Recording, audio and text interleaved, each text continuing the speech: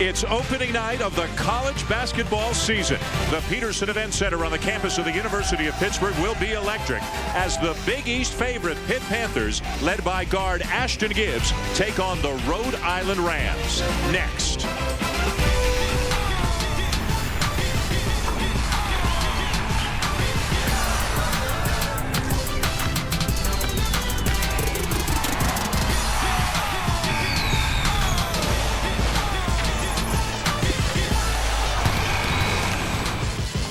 Welcome to the beginning of the college basketball season, and welcome to the 2K Sports Classic benefiting Coaches versus Cancer.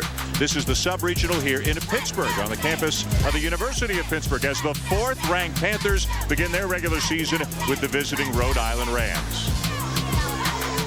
Hi, everybody. Dan Schulman and Doris Burke. Glad you're with us tonight. Here we go. The first of better than 1,200 college basketball games on the ESPN family of networks this season. And where do we start? Right here in Pittsburgh with a team that's got a legitimate shot to get to the Final Four. Well, I think Pitt's ranking is much about the culture and identity that coaches so respect. This is a tough-minded, well-experienced team that will guard you and test your tenets offensively. What about the Rhode Island Rams? Well, a team that's won 3 straight years of 20-win seasons. They've been on that proverbial bubble, haven't been able to break through to the NCAA. November games count. They'd like to show out tonight. And they've got a guy who can really fill it up on occasion as we check the Star Watch now in Delroy James. Well, a proven commodity, an athletically gifted forward who can get to the rim and create mismatches. He's got to be a rock tonight. Ashton Gibbs becomes the 6th Pitt player since 2000 to win the Big East Most Improved. He became a big shot maker for the Panthers last year. Let's take a look now at tonight's starting lineups. Brought to you by State Farm. We begin with the Rhode Island, Marquise Jones and Akeem Richmond in the backcourt. You've already heard about Delroy James. Ryan Brooks up front, along with Will Martell, just back from an injury. He'll man the middle. For Pittsburgh, Ashton Gibbs, Brad Wanamaker, very good playmaker. Gilbert Brown on the wing. Talib Zanna filling in for an injured Panther. He'll get the start here tonight with Gary McGee in the middle. Well, why exactly is Zanna in the starting lineup tonight? The redshirt freshman with the details. Here's Andy Katz. Well, one of the reasons that many of us in the media picked Pittsburgh to get to the Final Four was all that experience returning. And Nasir Robinson was one of those players. Well, he's out with a meniscus tear. And I spoke with him earlier on Monday, and he said, look, knee's feeling better. I really think I can play next week in New York against Maryland. That's where they'll be in the CVC. Nasir Robinson will be in street clothes tonight. They expect big things for him throughout the course of the season. He averaged 8 points and 4 rebounds on their summer tour of Ireland. Dan? All right, Andy, thank you. And one thing you know for sure, regardless of who's healthy, who's hurt, it's tough to come into this building and win. You got the Oakland Zoo to deal with, and you got the Pitt Panthers to deal with. Look at the incredible record the Panthers have put up here at the Peterson Event Center over the years, including a ridiculous, preposterous 75-1 all-time in this building against non-conference teams. Obviously, the non-conference schedule not as tough as the Big East schedule is, but still, 75-1 is 75-1. It's quite a program that Jamie Dixon has put together here. Of course, Ben Howland had some very successful years here before going to UCLA. Jamie Dixon has just picked up right where Ben Howland left off. An incredible record. They've gotten to an Elite 8. They've been the #1 overall team ranked in the country. They've won Big East regular season titles. They've won a Big East tournament title.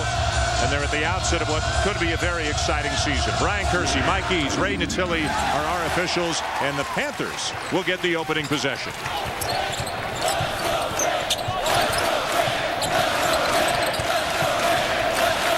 Gilbert Brown, very athletic, 5th-year senior, will draw the foul and head to the line.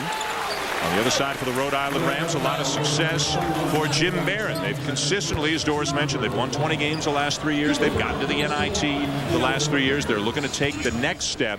They're not quite whole right now. They're without a couple of players, one with an injury, one with academics. But if they put everybody together, could be an interesting year for them. They're picked 5th in the Atlantic 10.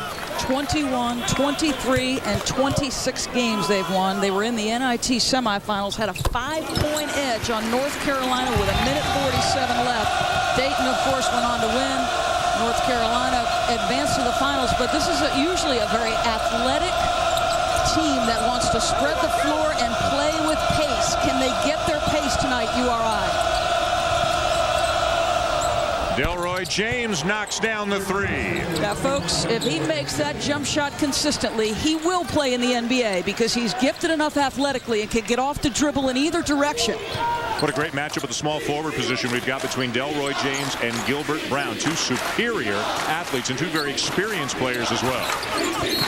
And there's a block on Will Martell, the 7-foot center.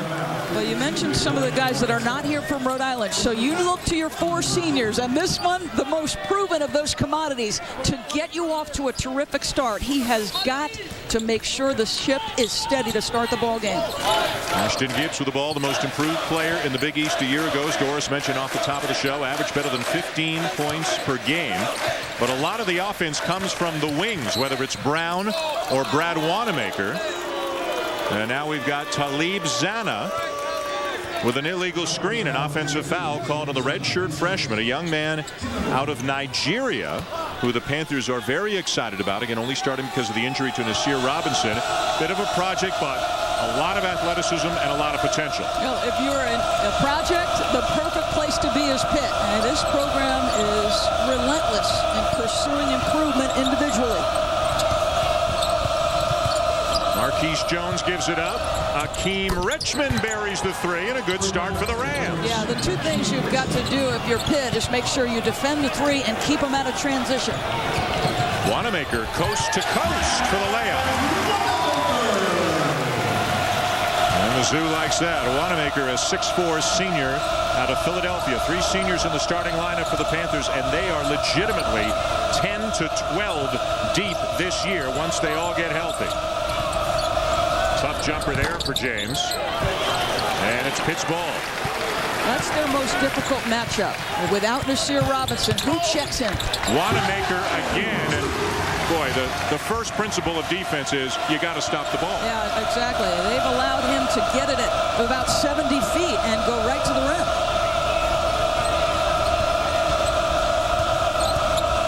Good high screen, nice feed. Ryan Brooks blocked by Gary McGee. Jamie Dixon says he might be the best defender in the Big East Conference. Gilbert Brown, one of the best leapers in the Big East, couldn't squeeze it. Now, Gary McGee is not going to give you a ton offensively. He's working hard to improve there, but he'll close out on the weak side and get a piece of that basketball. This is what Pitt is known for. They will be physical, and they will guard you in the quarter court.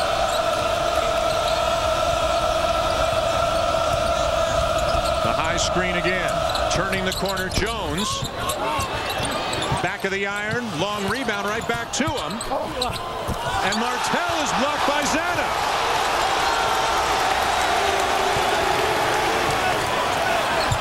The alley-oop attempt again. Brown comes down with it. And James has it for the Rams. The pace picking up. James, the lefty, misses another jumper. Rebounds Zana, who's been active in the early going. Now, this is the pace Rhode Island loves to play at. Now, Pitt a little bit more selective when they'll get in transition. Gibbs, the floater, yes. That's the area Jamie asked him to improve at. He was a flat, terrific spot shooter when he got his shoulder square, but they wanted him to get better off the dribble drop. A 6-0 run for the Panthers to take a 1-point lead. 3 subs getting ready to check in for Pitt. Get used to seeing that this year. Richmond, good pursuit by Wanamaker.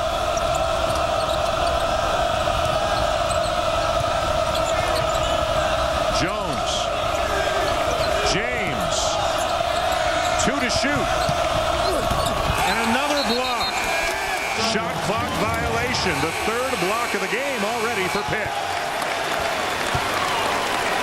And here come the reinforcements, including Trayvon Woodall, redshirt sophomore out of Brooklyn, a quick pass-first pure point guard.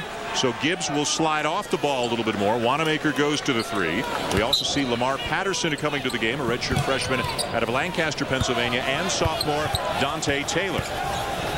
Woodall is, I think, one of their best playmakers. He's got great speed, can play with pace, and allows Gibbs to get to spots where he can shoot it. Wanamaker, the team leader in assists last year.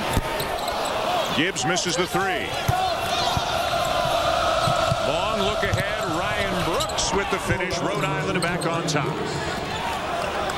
Let's remember, Rhode Island's football team on Saturday upset the defending national champion and third-ranked Villanova. Is there magic in Kingston, Rhode Island in November? If there is, they haven't beaten a ranked team in their last 19 tries. And as we mentioned before, hardly anybody comes in here and wins a game. Wanamaker off to Gibbs, catch and shoot. That's his game. That's just a solid down screen. Execution and sharing the basketball, two tenets of what they do offensively. The Zoos in a midseason form behind us here at the Peterson Event Center.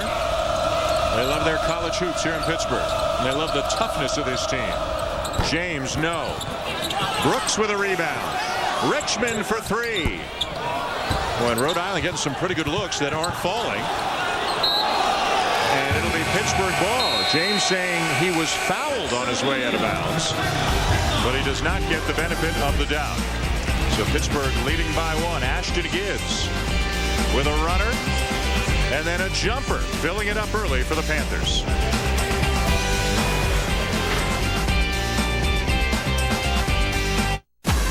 The 2K Sports Classic benefiting Coaches versus Cancer is brought to you by 2K Sports, creators of the best-selling and top-rated NBA 2K11 video game.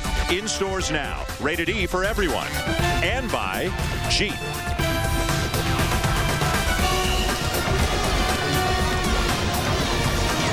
Back here at the Peterson Event Center, the blue and gold all decked out here for the Pitt Panthers. The Panthers with an early 1-point lead on Jim Barron's Rhode Island Rams. The Rams last year, as Doris mentioned, 26-10 to be the semifinals of the NIT. Lost by a single point to North Carolina, which then lost to Dayton in the NIT championship. So what about this year? What does this game, this tournament mean to the Rams? For more, here's Andy Katz. Well, it certainly can be a huge boon for them if they're on the bubble again. But even if they were to beat Pittsburgh, they are not advancing to New York for the CVC semifinals. Those semifinals are already set. Pittsburgh versus Maryland, Illinois versus Texas. In 2007, Gardner-Webb upset Kentucky. And after that, organizers wanted to lock in these teams to make sure they were going to the neutral site. So Rhode Island goes and plays 3 games in Toledo, regardless of what happens in this event. That's just the way these events are happening. Only one is left that you can play your way to the neutral site. That's the NIT season tip-off. All right, Andy, thank you. So a quick timeout here with Pittsburgh struggling to maintain possession. We'll be back.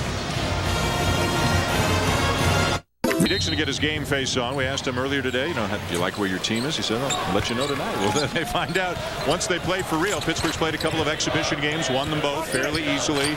The same for Rhode Island, but it's a whole different story, of course, once the games count.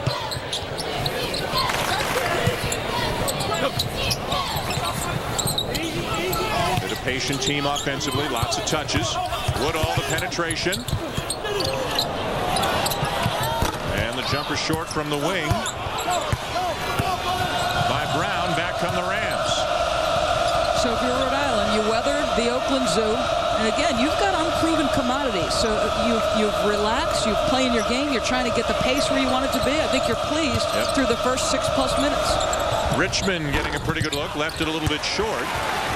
The Rams made their first 2. They missed their last 10. And Woodall coast to coast, third time tonight that a guard's gone 75 feet for a layup. It's the one area they've got to address because they're not meeting the basketball. Even if you meet it at half court and change the dribbler's direction, at least you slow the pace a bit. Daniel West into the game for Rhode Island, a sophomore by way of the junior college ranks. The Rams maintain possession, a lot of time to shoot. James and Brown again. West gets by his defender. Nikola Milosevic knocks it down. A 6'7" sophomore out of Serbia with deep range. Now that's one of the unproven commodities. If this guy could make shots, that would be a huge boost. Woodall bothered by Richmond and a Pittsburgh turnover.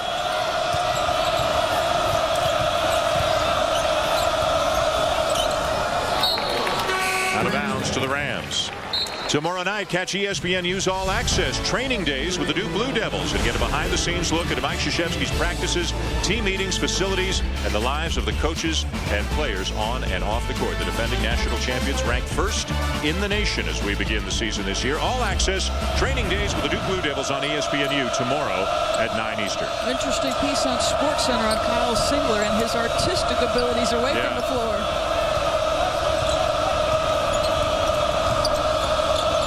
West looking inside, too many bodies. And a foul. Milosevic and Woodall getting a little tangled up. Nothing going on for Milosevic. He just kind of fell on Woodall accidentally, and Woodall took exception to it.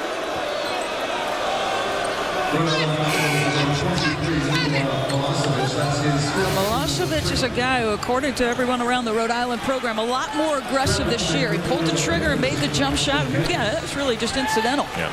Good job by the officials to get in there quickly to make sure that it didn't escalate. Woodall again.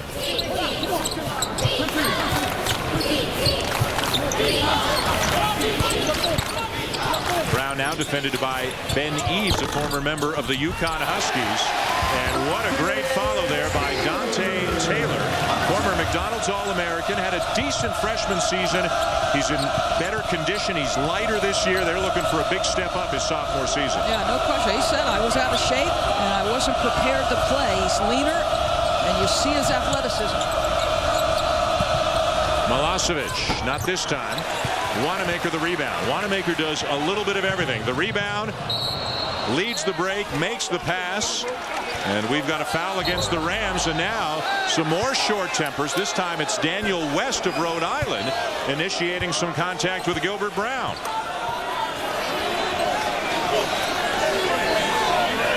Again, hopefully cooler heads prevail. We'll step aside with the under 12 timeout here at the Peterson Event Center. A 2-point game.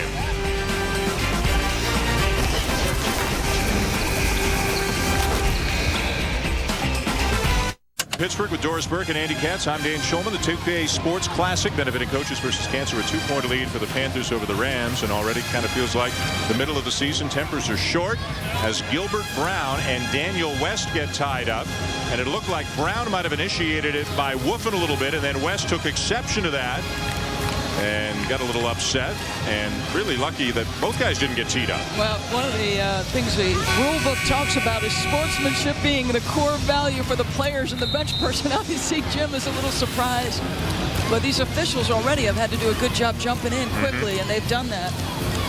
Brian Kersey, Mike Gies, Ray Natilli working the game. There are 4 sub-regionals in this event. And it's the Maryland, the Pittsburgh, the Illinois, the Texas regional. So they're taking place in those 4 cities. Those 4 teams will advance to New York a week from Thursday and Friday, where they will play against each other at MSG. All of those games can be seen on ESPN2. And as Andy mentioned, that is regardless of who wins this game. Rhode Island will go to its own sub-regional after that, but they cannot get to New York. The idea is the organizers wanted a guaranteed great field. So the top 4 seeds, if you will, automatically get to New York City, but every team in the tournament gets a chance to play 4 games. And of course, all for a good cause, money raised for Coaches versus Cancer. West probing. Milosevic hit a 3 earlier and has a chance for a 4-point play now. And I'm just going to go back to that replay we showed you where West didn't back down. He wouldn't be intimidated, and here he tries to get himself into the lane, actually gets it taken out of his hands. And again, the more assertive, aggressive Milosevic making shots, and on the closeout, Gilbert Brown, who struggled making shots or trying to make shots tonight, commits it. Milosevic averaged less than a point per game last year. Was really a big player on the Rams a season ago, but obviously is going to get a much bigger role here this season. Already has knocked down 2 threes in this game and has 7 points. A little pressure now by the Rams. Wanamaker, nice crossover, left-handed layup. That's pretty. I'll tell you what, they have not defended off the dribble with either guard for Pittsburgh. Somebody's got to get in a stance and keep him out of the lane. Akeem Richmond as the Rams starting to heat up from beyond the arc. And what does that do, Dan? Made shots allow you to get your pressure set and the tempo up where you want it. So Richmond with 6, Milosevic with 7, and Rhode Island with a 3-point lead here on the road in the season opener this college basketball season. Pressure by West. A little bit too good right there as he's called for the foul. Akeem Richmond set a school record with 81 threes last year. The Atlantic 10 all-rookie team member can flat shoot the basketball and does from distance there. Let's check in now with Andy Katz again. Well, this picks up a point that Doris made earlier about Rhode Island under Jim Barron. They've been very good early in the season. If you remember, they won at Boston College. They took Duke down to the last possession. but it's been in February where Rhode Island has caught themselves not being able to get in the NCAA tournament. 6 teams during Jim Barron's tenure have made the tournament out of the A-10. Rhode Island always very close, but they've been very good very early in the season, right, Doris? Yeah, 89 wins over the last 4 years, more than at any point in their history. But as you guys know, coaches get defined by whether or not they make it to the NCAA tournament. Listen, this guy feels pressure. Some of it self-imposed, some of it from some activity in terms of the message boards and things that are part of college basketball coaching. Temple, Xavier, and Richmond were the 3 NCAA teams out of the A-10 last year, and they're the top 3 picks preseason in the A-10 this year. It'll stay at this end of the floor with the Panthers. Well, you think about what they lost. Keith Cothran and Lamont Ulmer, 2 of the most athletic players that graduated a year ago. So Jamie Dixon's team, you could see up front, it's going to be a challenge for Rhode Island to contend with their athleticism. Woodall to inbound for the Panthers.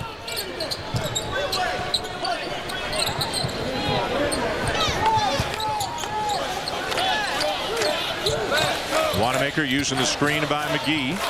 Look inside for the big man, couldn't handle it. Still plenty of time. Gibbs, and good defense by Milosevic. Gibbs the foul. ESPN is the home court of college hoops. And Wednesday night, ESPNU shoots a doubleheader UA again from the 2K Sports Classic, benefiting Coaches versus Cancer at 7 Eastern. It'll be the College of Charleston taking on Maryland, and then Louisiana Tech against 25th ranked Texas. The 2K Sports Classic benefiting Coaches versus Cancer on ESPNU and ESPNU HD Wednesday. The reigning ACC Coach of the Year, Gary Williams, without ACC Player of the Year, Grievous Vasquez. That's right. So that'll look a little bit different in College Park this year. But he'll have them ready to play. His teams get after it. Woodall. Wanamaker. Got his man in the air and drew the foul. Wanamaker, as we mentioned, does a little bit of everything. First or second on the team in so many categories last year, and we have an injured Rhode Island player.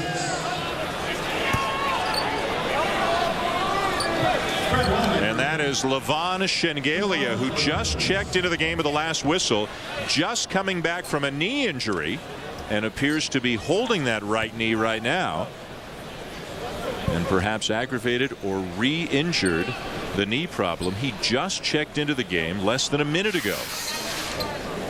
He's a bruiser, and because the front court for Pitt has given them fits, there's the substitution and the injury. It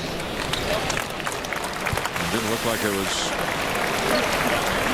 something big that caused it. It just locked, or he re-injured it somehow as he tried to pivot, and he's going to have to be helped off the court. And this is a Rhode Island team, as we've mentioned.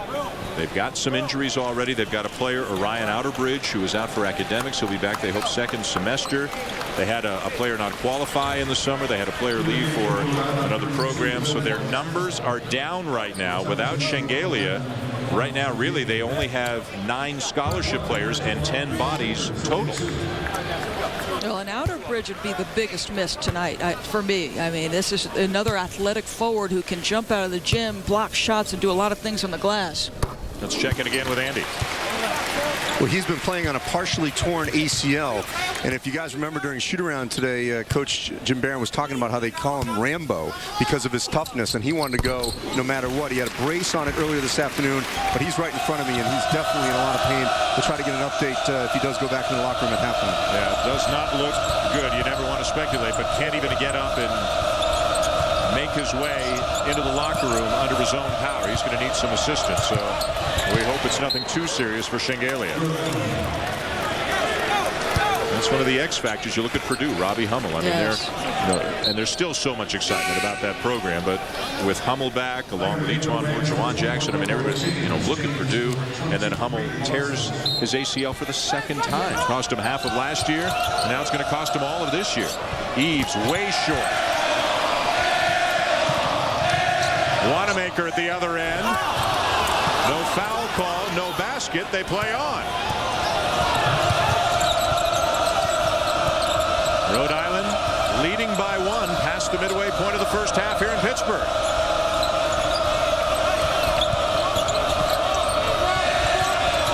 Eves inside. Martell. And a foul. had the mismatch with Woodall, the point guard, on his back. And he's going to the free throw line for 2. It's been a little bit slow to develop. It was out front with Delroy James, and they don't go to him. See, Will Martell has struggled to get anything going because Gary McGee is such a good defensive player. Martell just back from his own injury. A high ankle sprain on his left leg, and in fact you can still see the bruise up his calf on his left leg, and he's got the left ankle taped, so he's not at 100% right now. Gilbert Brown is checked back into the game and now for Pittsburgh. Well, you wonder about Martell's conditioning because this is a legit 7-footer with some very good skills.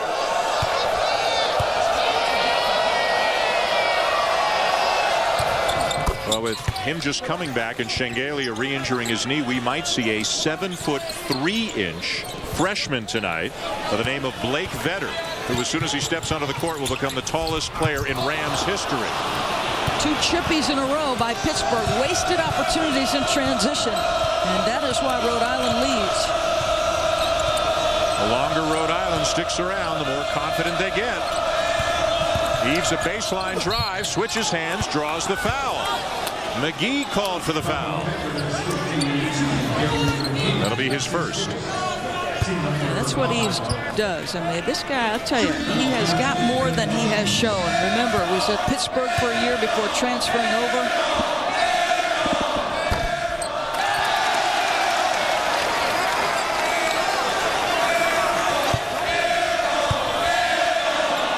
He's getting a good dose of Oakland Zoo right now, and he misses both free throws. I think it's as much about confidence for Ben Eves as it is ability, because I think there's ability there. 6'7" senior Eves, born in England, as you mentioned, a year at UConn before transferring. Now a senior finishing out his collegiate career at Rhode Island. And not a foul that Jim Barron's going to like that far away for the basket. It's on to Marquise Jones, his first. And team foul number 7 on Rhode Island, so that's 1-1 now for Gibbs. Gibbs 2 years ago, barely 4 points per game. Last year, better than 15 points per game. You talked about it right off the top of the show. 6 times in the last 11 years, as they tend to the injured Shengelia, the Panthers have had the most improved player in the Big East. 16 teams. There haven't been 16 the whole time, but with all the great teams and all the great players in the Big East, in the last 11 years, 6 times, the Panthers have had the most improved player. What does that say about this program? Yeah, their individual skill development is exceptional. Ricardo Greer, Brandon Knight, Carl Krauser, Aaron Gray, who ends up playing his way into the NBA. Just over and over and over again, they raise guys' levels. And to carry the call, and a good call there on Marquise Jones.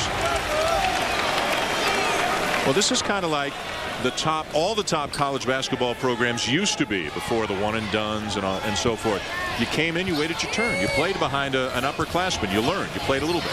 Sophomore, you played more. Junior, you started. Senior, you starred. And that's They have player after player who's done that here at Pittsburgh. It's a generational program. They can pass the culture on here. Gibbs no. And a good rebound in traffic by the point guard, Jones. James fouled by Gilbert Brown. Will step aside after the Brown foul. The Rams still leading the Panthers by 2.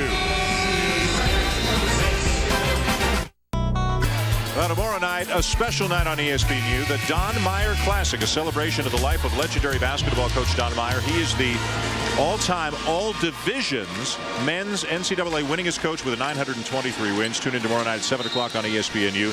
Don Meyer coaching at 3 different schools, including Division II Northern State, 923 wins. The story behind the story, Meyer was in a very serious car accident a couple of years ago, and in the process of the medical attention that he needed then for a leg that was ultimately amputated, they discovered cancer, and he has battled and battled and battled, and a beloved figure in college basketball coaching circles. 38 years of coaching, 27 times 20 wins or more. You talk about excellence regardless of level. That's extraordinarily consistent success.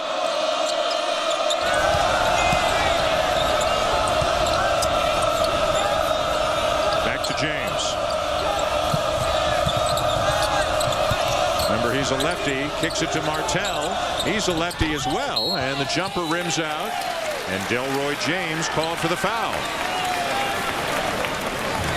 Number 2 on him, and remember, Pittsburgh's already in the bonus. Well, I think if you had told Jim Barron that Delroy James would be held to 3 points on 1 for 5 shooting, and he would hold an advantage at the under 8 timeout, he'd be surprised. Not necessarily pleased, as you can tell. Very few coaches are pleased during games. Of course, his son, remember Jimmy Barron, a great shooter, was in the program several years ago, now playing professionally in Spain.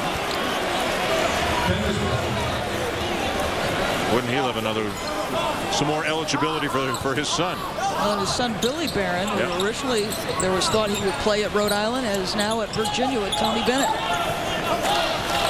Woodall for 3. Gary McGee called for the foul, and that will put the Rams into the bonus. Number 2 on McGee. And the Oakland Zoo doesn't like it. Oakland is the name of this part of the town here in Pittsburgh. Zoo is self-explanatory if you've ever been to a game here. But they love their Panthers. Opposing players know why it's referenced as the Zoo. And one of the few spots for us as announcers where usually the students are across from us. Yes. Here they're behind us. We can hear them, we can feel them, but we can't see them. Martell knocks it down.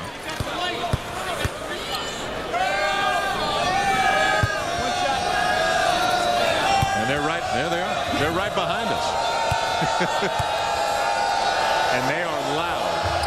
At least we're immune from the barbs they tend to throw. Most of the time.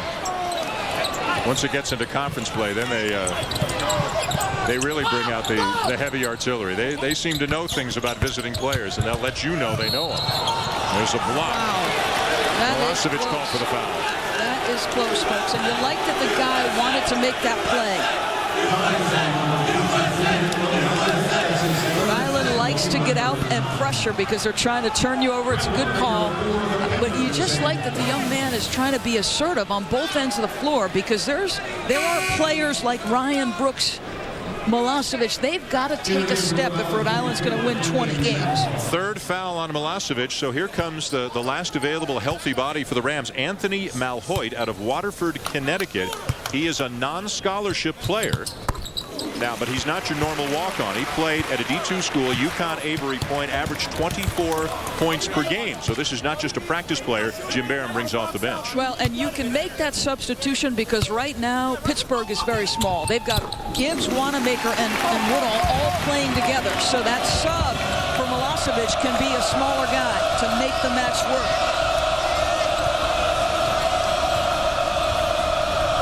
10 points now for Wanamaker. The Rams continue to lead. Neither team has made a field goal for more than 4 minutes. Who scores here if you're Rhode Island? How about Richmond showing some serious range? A step back, about 25-footer. And for Rhode Island, that is their 6th three-pointer in this game. 18 of their 25 points coming from three-point range. Woodall. And good hustle on the way back defensively there. Well, Richmond again, he's proven his abilities as a three-point shooter, but a year ago, a guy off the bench, now he's got to become a primary contributor. I wouldn't want to make my living on those shots. Gibbs shot 39% from beyond the arc last year. He'll try it again.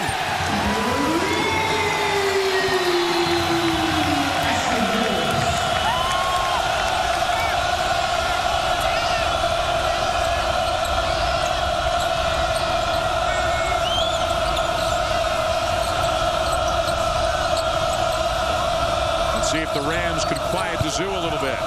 Martell blocked by Taylor. Shot clock doesn't reset. Martell again. Got it. So he's got some skill. And listen, this guy is not 100%. That high ankle sprain, he practiced for the first time on Friday, went again on Saturday before they made the trip to Pittsburgh. As you can see, he's got some moves. He can go either direction.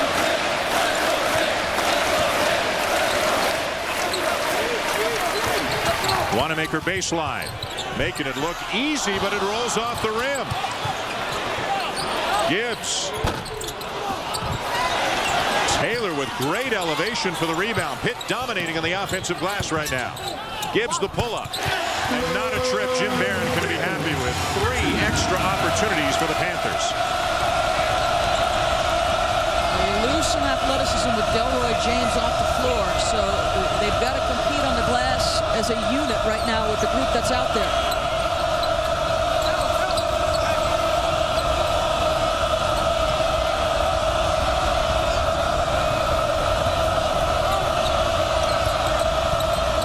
Again, tough catch in traffic. Malhoit comes out of there with it. Good job. And a travel, though, on Jones. See, that was a toughness rebound by Malhoit, and they've got to get more of that on the defensive end of the floor, especially with this unit. Another missed chippy. Boy, Pittsburgh has had some opportunities. You like their persistence, and Gibbs, another missed shot opportunity. Taylor, weak side. Eventually, Gibbs is going to make the shot. You like Pitt's persistence, but again, you've got a gang rebound with this group if you're URI. Pittsburgh +6 on the glass and +5 in second chance points. Zana, number 42, back into the game and now for the Panthers.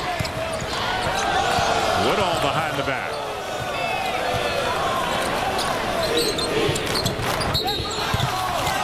Taylor, another illegal screen.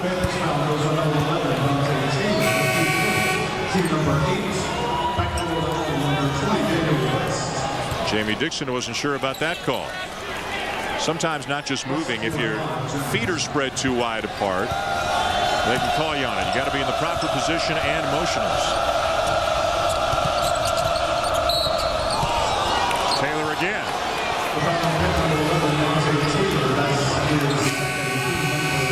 And 2 quick fouls on the sophomore will force him to the bench. Did you ever notice that when posts go out and hedge, they do a great job initially staying down in a stance, but for whatever reason, when they stop the ball handler, they stand up, and that's when they get in trouble. West at the line, his numbers a year ago in junior college. The third guard back up at the point right now for Rhode Island. And here comes the young man we were talking about, Blake Venner. 7 foot 3 inch, 230 pounds, out of Chesterland, Ohio.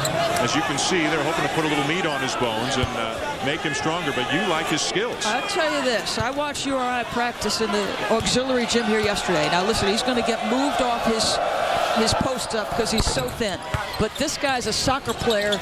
He runs a 4.940 at 7'3".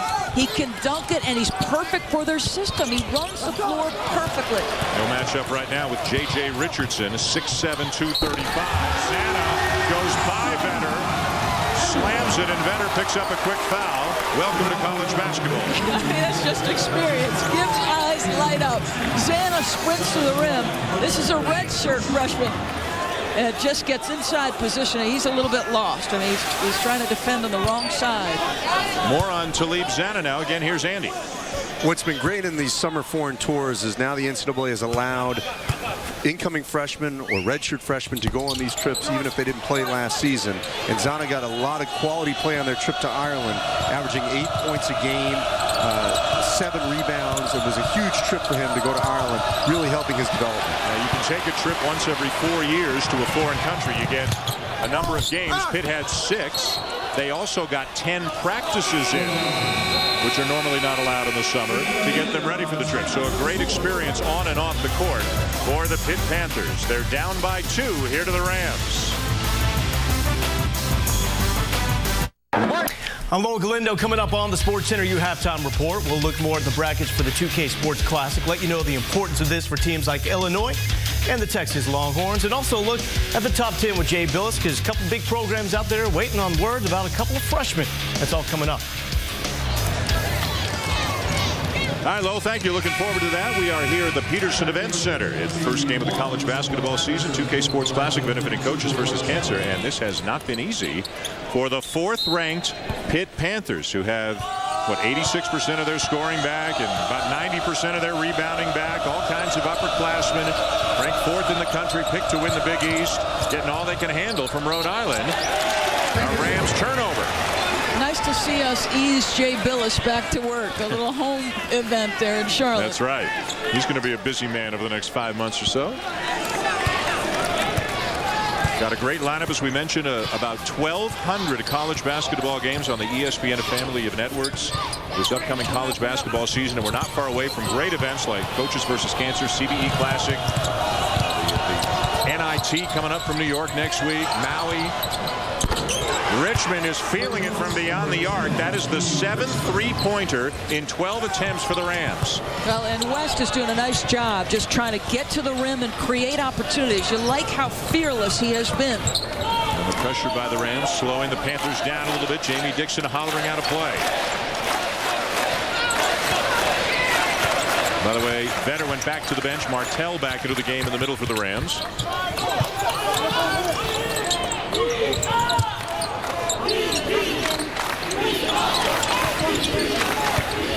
Gibbs turns the corner, threads the needle inside. Richardson the miss. It's the 3rd, maybe the 4th makeable layup the Panthers have missed. Not this time for Richmond. Stolen away. And Richmond kind of fortunate that one went in. Nobody else was near him. 1-on-3, but he took it to the rim. But give the Rams credit. They are playing with intensity here tonight. 14 for Akeem Richmond.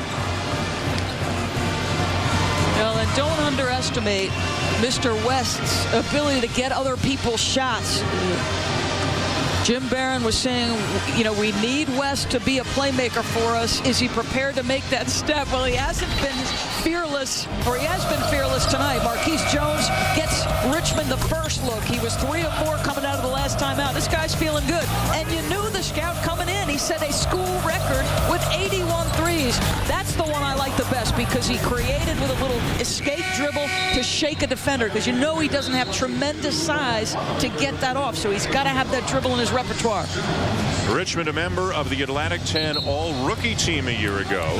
And going back to his high school days, better than 2,800 points, the 2nd highest total in North Carolina high school history. He's from Sanford, North Carolina. Had 13 points in another tough environment at Virginia Tech in the NIT to help him get to New York.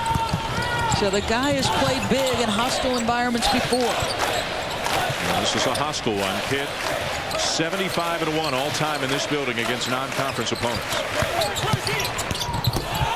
Martell with a swat on Wanamaker.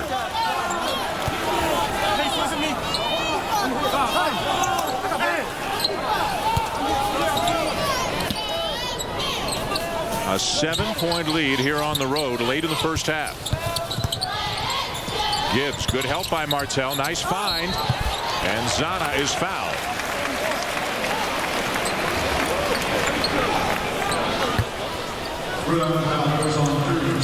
Number 2 on Martell. He checks that with the bench, making sure he's got the same total they've got as Zana heads back to the line, where he bricked one earlier this half, trying to complete a 3-point play. I'm going to venture to say Zana, one of the guys who could be a Big East Most Improved candidate. There's upside in this young man.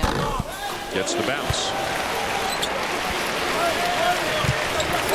Jamie Dixon said in today's paper, I would venture to say there are not 2 teams this good playing against each other in the first week of the season.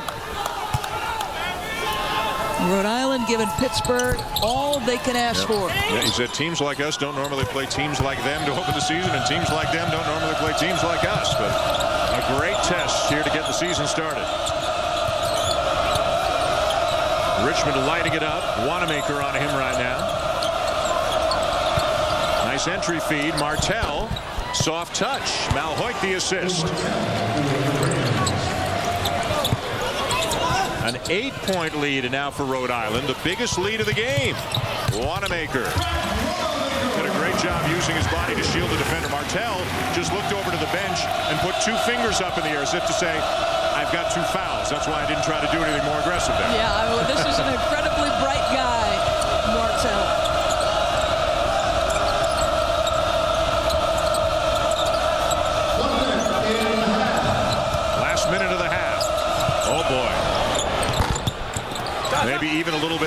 into his range. That's a first half shot. You're not close enough where coach can get at you. That's right. Gibbs counted and a foul.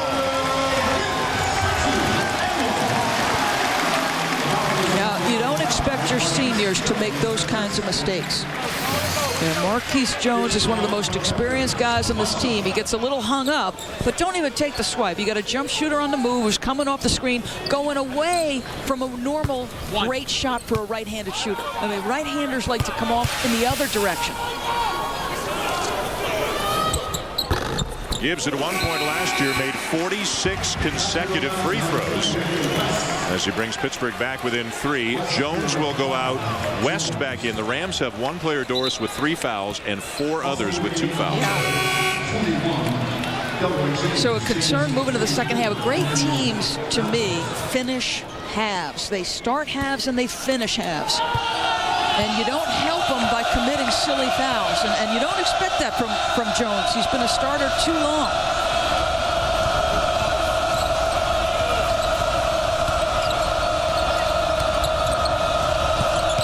West the lob. Brooks couldn't finish. Numbers for Pitt. Wanamaker, another layup.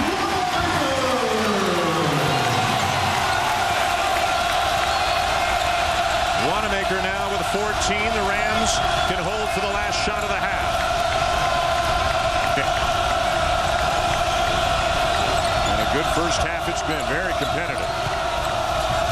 Richmond turns it over. Patterson, yes!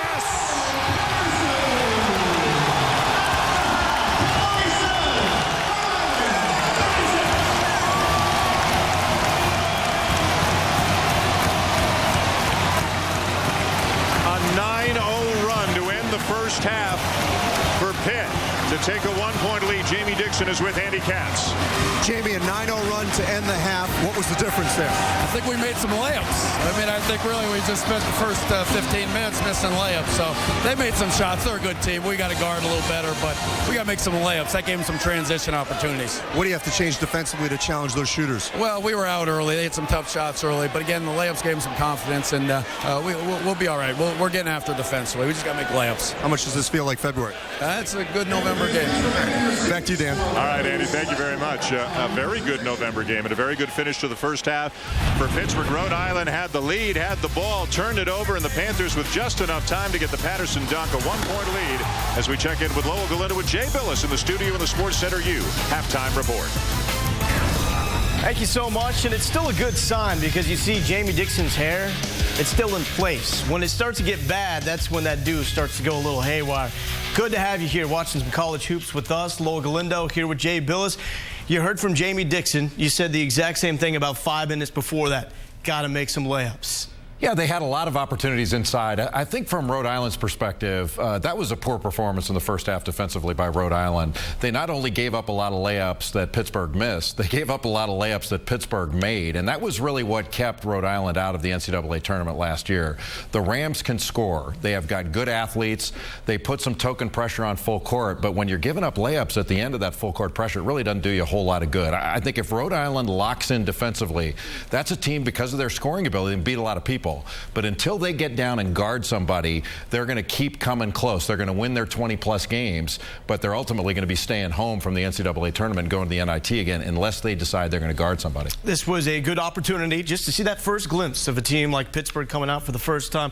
You looked at some of the set pieces. You were breaking that down a little bit. What were you seeing in that regard? Well, I think Pittsburgh does a great job of running their sets, especially to get shots for Ashton Gibbs. Take a look at this set. It's going to be a dribble entry to the right. Watch number 12 underneath. That's Ashton Gibbs, their leading scorer, one of the best shooters in the country. There's going to be a staggered double down, and then that same 2 that set that staggered double is going to set a baseline stagger for Gibbs to try to pick off his defender. And Brad Wanamaker drops that right into his shooting alley with a little bounce pass, and they ran that play with about 4 minutes to go in the first half, and Rhode Island guarded a little bit better. They wound up turning the ball over, and Rhode Island was able to take it the other way, get a 3 to go up 5. But Doris Burke pointed out she was exactly right. Rhode Island did not finish the half strong. When you're up 7 and then go back in down at the half, it was primarily because of the way Rhode Island finished the half, not as much because of the way Pittsburgh did it. A tough place to go and get a win, so perhaps that moment of opportunity, the window has been closed. We see, though, we have a big second half coming up between Rhode Island and Pittsburgh. And 'tis the season to fire your head coach. If you are Jerry Jones, Wade Phillips out as a head coach of the Dallas Cowboys. Jason Garrett, offensive coordinator, has been bumped up. He's now the interim head coach. Laces, Denard Robinson, expected to start Saturday at Purdue. Threw for career high 300-plus yards in that thrilling win against Illinois. However, did not finish. That was tape 4CA. Getting it down the stretch. And Christian Ponder, Florida State quarterback, visited doctors about swelling and soreness in right elbow. This has been an ongoing problem with the quarterback of the Florida State Seminoles. So we got more to come, because a little later in the night, you're going to get a chance to see the Texas Longhorns. Have they regrouped for a run to a Big 12 title? We'll find out. The 2K Sports Classic, benefiting Coaches versus Cancer, is brought to you by Geico. 15 minutes could save you 15% or more on car insurance. Jay, coming up after this, we're going to see Texas. Hear a lot how chemistry slowed them down a year ago. How about the point guard play? Well, they've got Doge Balbay coming up off an injury, and they've also got a 6'3" Canadian freshman named Corey Joseph. Brother Chris Joseph is a star performer at Syracuse. I think their point guard situation is going to be fine. I think really the key is going to be their frontline play. They lost Damian James. They lost Dexter Pittman. They're going to have to get really good play out of Tristan Thompson, who's an outstanding freshman at 6'9". Another Canadian. And then Mike Kabongo on his way. Another Canadian. So Rick Barnes going way up north to find some players. This is the bracket for the 2K Sports Classic, benefiting Coaches versus Cancer. As we heard from Andy Katz, these first day games, they mean nothing to the semifinals. But overall, it's an opportunity to see some of these teams, what they have. A team like Illinois. Heard a lot with you guys on the experts. They didn't make the tournament last season, but some picks to make a run to the Final Four. What do you think about that opportunity? You know, I think they're a very good basketball team. They're really talented. I think they're going to be a hungry team. You know, Bruce Weber is talking about the Final Four. He's got T-shirts printed up that say Houston 2011. They've got a very good chance.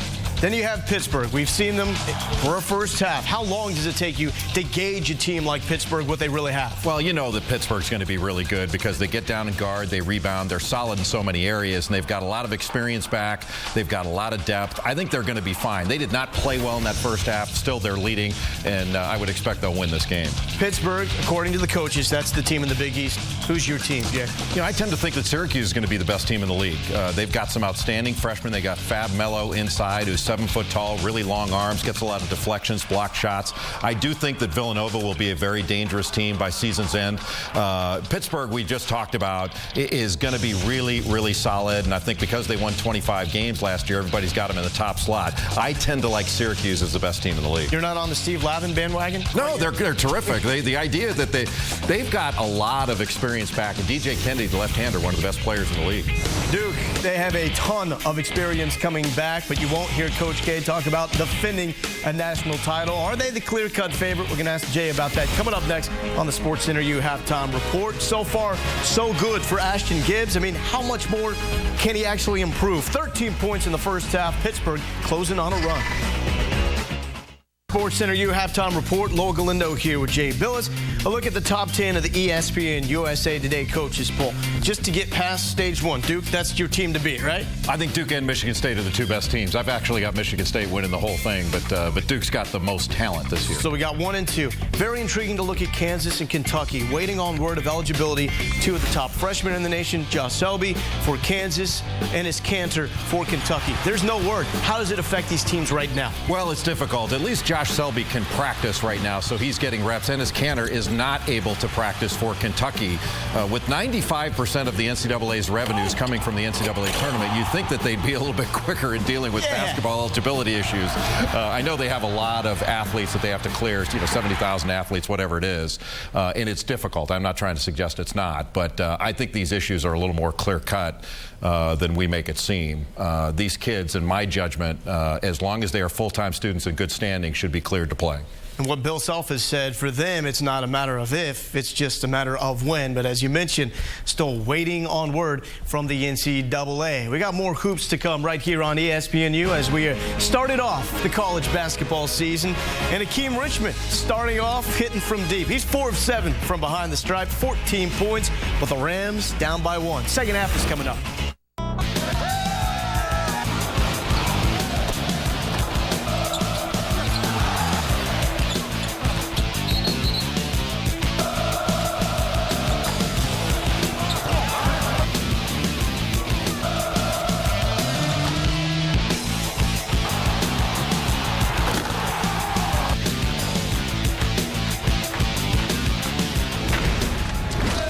Welcome back to Pittsburgh and welcome back to the 2K Sports Classic, benefiting coaches versus cancer. The first game of the college basketball season. Rhode Island against number 4 Pittsburgh, and a very close first half. In fact, Rhode Island was up by 8 before the Panthers finished the half on a 9-0 run. Hi again, everybody. Dan Schulman and Dorisburg. Maybe perhaps closer than expected. A lot of people said, wow, Pittsburgh's number 4, so tough to win here. How's Rhode Island staying in this game? If you thought their seniors would go 3 for 13, you'd think they'd be down 20, but their answers may become exclamation points. Daniel West is fearless and can create shots. Milosevic far more assertive, and Akeem Richmond, he's ready for the prime time. And the talk from Jamie Dixon and at halftime was, boy, if Pittsburgh could have made more layups, they'd have a bigger lead. They missed 3 or 4 fairly easy chances before going on that run at the end of the half. Let's check out the first half stats now, brought to you by Reese's. And you can see the 3-point shooting for Rhode Island, 7 for 14. That is huge, but the points in the paint, kind of predictable there. For Pittsburgh, they've got more size, more bulk, and they're doing the job to the tune of 18-4 in the paint. Let's see how they come out here in the second half. Uncharacteristic of Pittsburgh in that first half. 9 turnovers. Could be indicative of the work they put in on the defensive end of the floor in the preseason.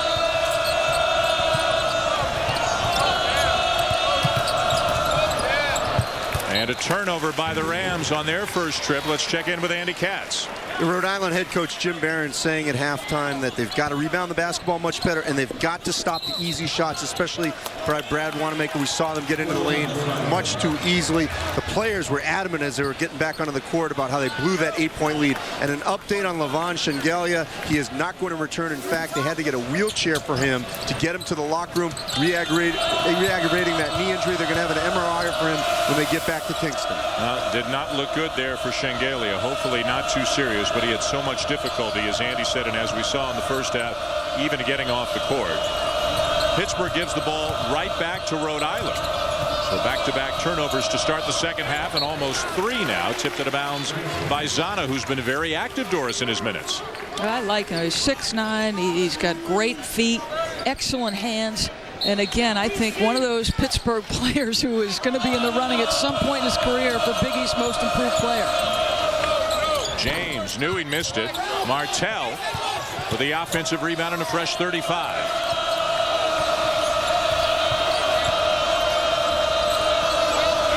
Back into James. Got a mismatch. And he knocks it down over Ashton Gibbs.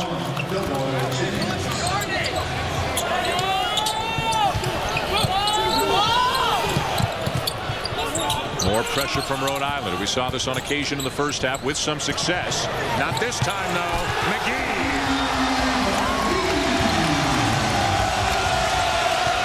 I guarantee you this.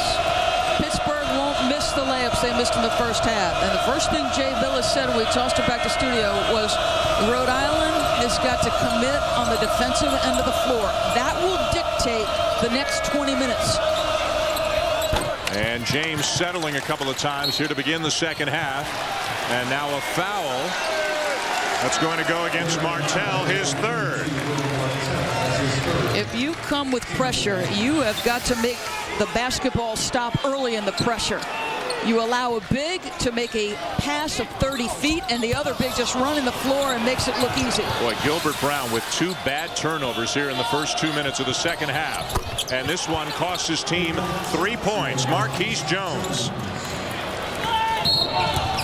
Brown running the baseline once on a play that was not after a made basket, so you can't do that on the end line, and then throwing the ball off the underside of the backboard to turn it over. Well, and I think he's crucial. And if this team is a legit national title contender, which their ranking would seem to indicate they are, I think Gilbert Brown has got to be more consistent than he's ever been in his career. Now remember, he's missed some time with a hamstring, so that may be playing into what we're seeing.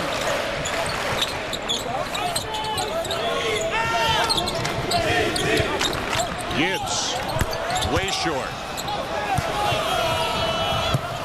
Brooks. And it'll stay with the Rhode Island. That play captures Brad Wanamaker. And this guy just competes. He's not going to give up on anything. Times it perfectly. So the Rams get it with a 2-point lead here early in the second half. Pittsburgh picked to win the Big East. Villanova, Syracuse, Georgetown are the other ranked teams in the preseason in the Big East. Jones shovels it to Martell, who misses the layup.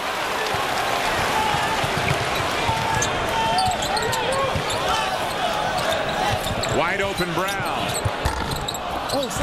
Two Panthers on the offensive glass. And it's Zana who lays it in.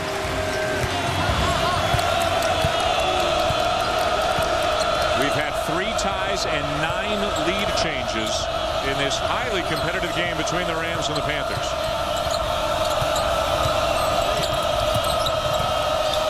Brooks to the cutter, Richmond, and a foul.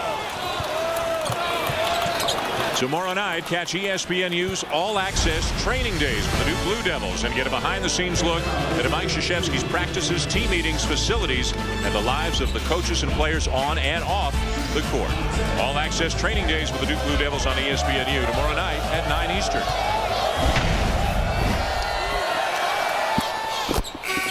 Richmond knocks it down, and a sub coming in now for Pitt. The foul was the 3rd on Gary McGee, so Dante Taylor checks into the game. Taylor a year ago became the first McDonald's All-American in over 20 years to come to the Pitt program. Generally speaking, they get guys who are blue-collar guys, not huge recruits, and they get better and better. And you think of Chevy Troutman and Julius Page, Jerron Brown, Donatas Savaskas, Zana again. But now Pittsburgh, Jamie Dixon starting to get into the homes of some bigger recruits, some higher-ranked guys, and not that there's been anything wrong with the caliber of player they've had here over the last 10 years or so. Well, they've got a commitment. Pat Scarry, the new addition to the staff at Pittsburgh, he was at Rhode Island, he was at Providence. He's already signed in 2012, or not signed, but gotten a commitment from the 3rd best player. So it'll be interesting to see them work with that caliber player. Ryan Brooks lays it in with the left hand. That is a power forward by the name of Kem Birch, who has given them a verbal. Wanamaker, great speed, and the recovery, is it Martell? If it's Martell, it's his 4th, right? Well, that's a huge foul going against Rhode Island with the injury to Shengelia, the inexperience of Vetter, who we saw for just a few seconds. This is not a good moment for the Rams.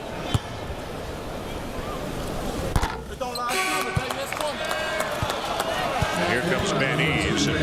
Martell's going to have to sit down for a while. Let's track offensive rebounds now for Pittsburgh, because when he was off the floor, there were stretches where Pittsburgh just dominated. It was 11-5 on the offensive glass in the first half. 1-point game.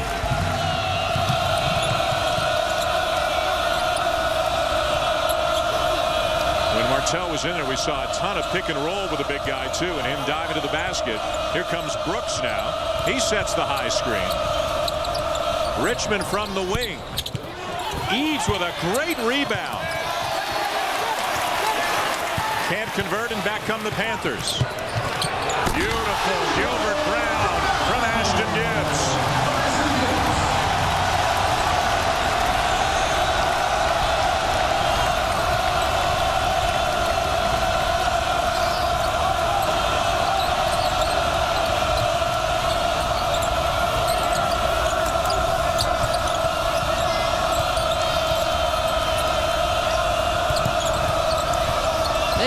from this guy.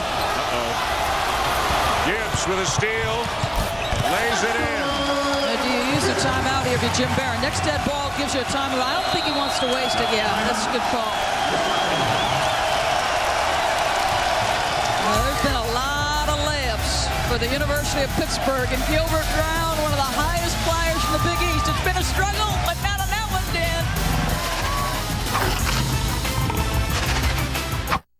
ESPN's College Hoops Tip-Off Marathon is back. That means 24 consecutive hours of live college basketball, 21 games featuring 4 of the top 5 men's teams, and you get your first look at both defending national champions, the Duke men and the UConn women. The action kicks off at midnight, November the 16th. ESPN is the home court of college hoops. Where will you be?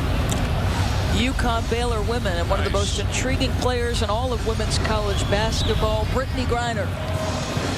I look forward to the opening of Louisville's new building. They will host Butler. Ooh, they begin. That'll be fun. Yeah, no more Gordon Hayward.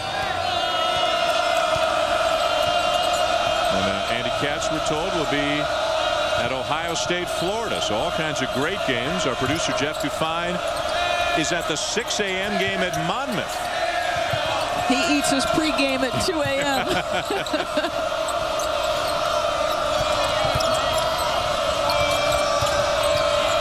Shot clock inside 10. Brooks forces it up. Gives the rebound. This is a dangerous time right now for Rhode Island. Great hustle by Brooks. And a nice look ahead. And that's got to be an intentional, and it is a poor decision there by Zana.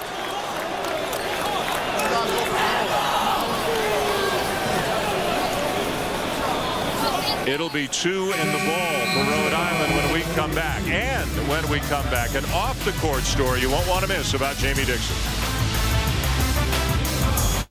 Point lead for Jamie Dixon's Pittsburgh Panthers over the Rhode Island Rams here early in the second half of the Peterson Event Center. A few weeks ago, Coach Dixon, on his way home from practice on I-279, and came upon, actually saw, a car accident where a car swerved in front of him from left to right, hit the guardrail, and flipped over. Jamie Dixon was the first person to stop at the scene and pulled one of the people who was in the car out of there, getting her out of immediate danger. And he says, hey, I just did what anybody would have done. For more, here's Andy Katz. That's right, Dan. The person that he pulled out of the car was the driver, and it was kind of crazy in this story. The driver then fled the scene. There was another woman in the car. She had a broken ankle, was in and out of consciousness. Obviously, Jamie did not remove her. Then paramedics came on the scene. The fire department had to actually remove her. But I spoke to the Pennsylvania State Trooper Eric Fisher on that Sunday morning right after that. And what he told me is that Jamie was a good Samaritan. He says it's a busy freeway. And he said, quote, I'm sure countless other cars drove right past. He was one of the very few who pulled over. So obviously, Jamie doing the right thing there and helping, being a good Samaritan. And suffered some minor injuries as well. The glass of the windshield had already been broken when he reached in and was able to pull one of the women out of the car. So he had all kinds of cuts and bruises on his hands when he got home later on that night. And his wife said, what the heck happened to you? Well, what a big trip for Rhode Island after the intentional foul, one made free throw, the ball, and then a 3 for James. You didn't know there was an S on Jamie's chest underneath that shirt. But you're right. I mean, that was a big mistake. It's 2 shots in the ball, and just like that, Rhode Island has gained the lead back. Up by 2. Wanamaker. Brown. Yes.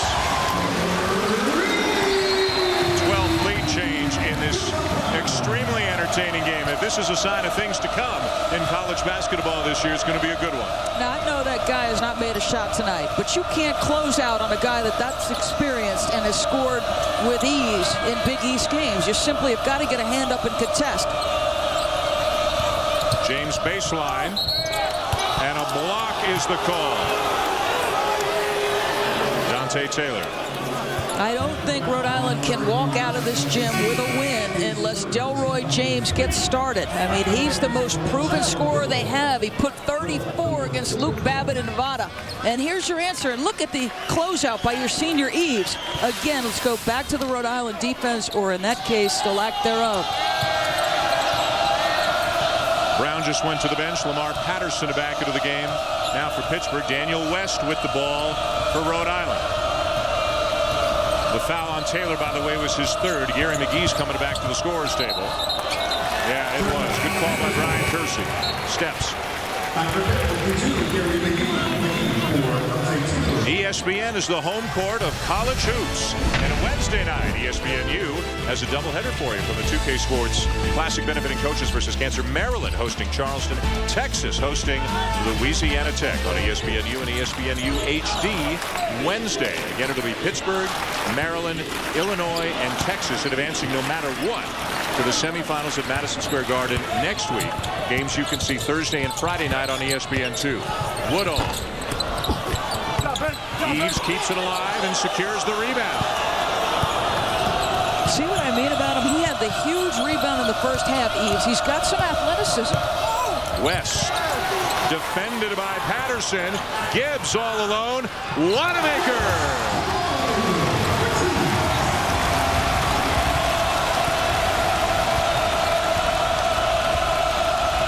How about 17 points and 6 assists tonight for Brad Wanamaker?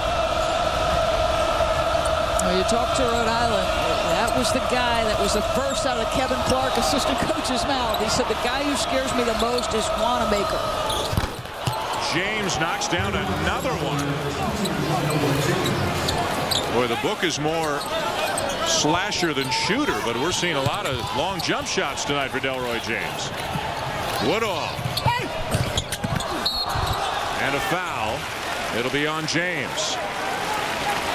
Now, if they're going to concede anything to Delroy James, it's going to be this. Rhode Island has done a good job sitting down, or Pittsburgh has done a good job keeping him out of the lane. They'll give a miss, a contested three.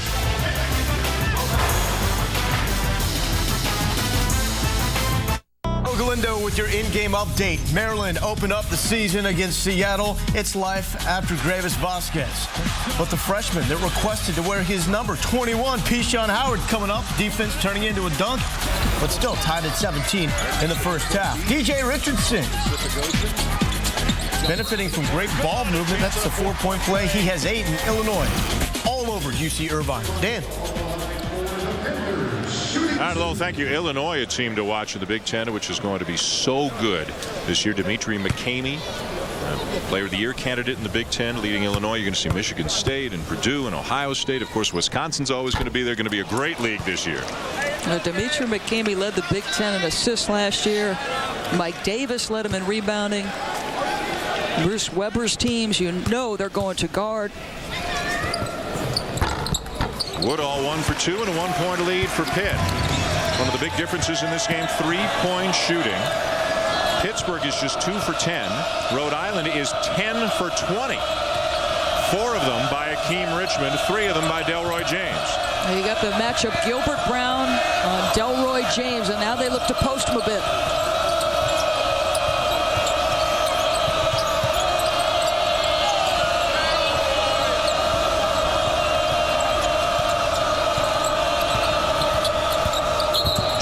Bumped by Woodall. Number 2 on Trayvon Woodall. Pittsburgh posts do a great job in screen and rolls of jumping out. They always hedge hard and change the direction of the ball handler. A fresh 35 for the Rams.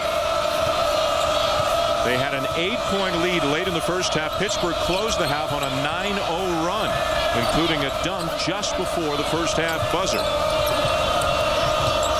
James with Brown giving chase. Nice D. Knocked away by Patterson. He's got help. And a clean block. Gibbs is rejected.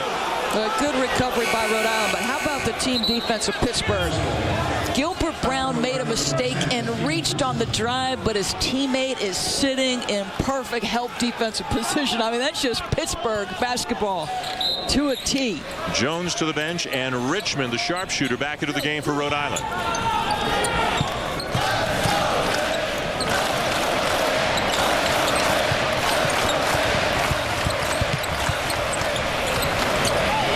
Open is Gibbs, and the rebound to Eves. So that's what they need from Eves. Mix it up a little bit in there. Richmond Not this time. He's made 4 of them from beyond the arc tonight. Numbers for Pittsburgh. 2 chances at it, 3 chances, and they come up empty. West out of control. Richmond from the corner. Boy, this is some wild stuff right now, midway through the second half. Numbers again. The Rams look exhausted.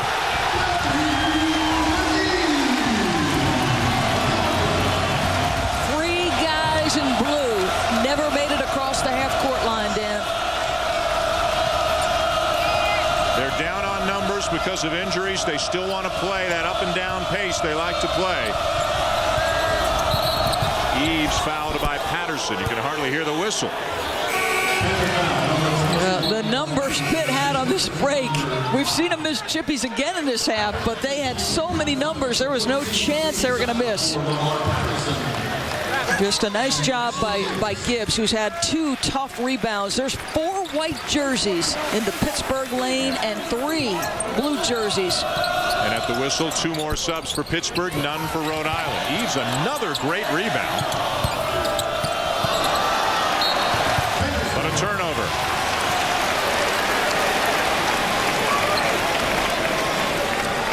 Listen, there's value in this game if you're Jim Barron. You've answered a couple questions already. You've got West at the lead guard who can create for others.